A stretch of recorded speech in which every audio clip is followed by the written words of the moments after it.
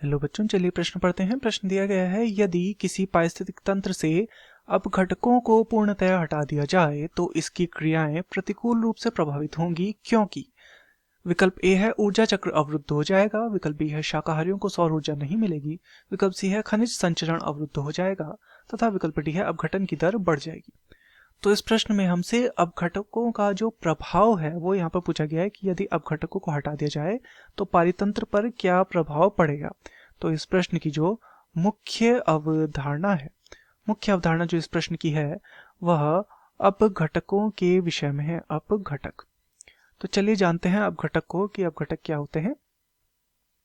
तो अपघटक जो होते हैं ये पारितंत्र के ही एक हिस्से हैं। ये क्या करते हैं, जो मृत शरीर होता है किसी भी पारितंत्र में उपस्थित जितने भी जीव हैं, तो मृत शरीर को ये क्या करते हैं, वो जटिल कार्बनिक पदार्थों से सरल कार्बनिक पदार्थों में परिवर्तित करते हैं।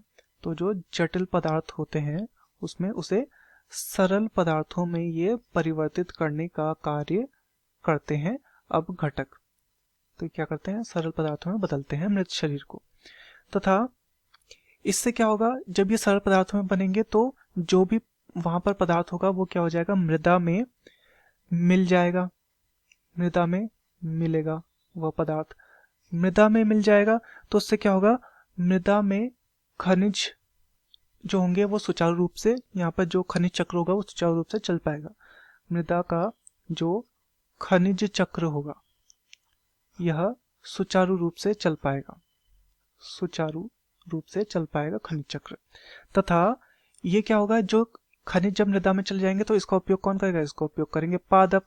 और पादप क्या करेंगे, पादप खनिज तत्व प्राप्त करके दोबारा से यहाँ पर खाद्य श्रृंखला या पारितंत्र का निर्माण यहाँ पर होगा, क्योंकि पादप क्या होते हैं, ये प्रथम सीढ़ी माने जाते हैं या प्रथम उत्पादक, प्राथमिक उत्पादक इन्हें कहा जाता है। तो पारितंत्र यहाँ पर चलेगा।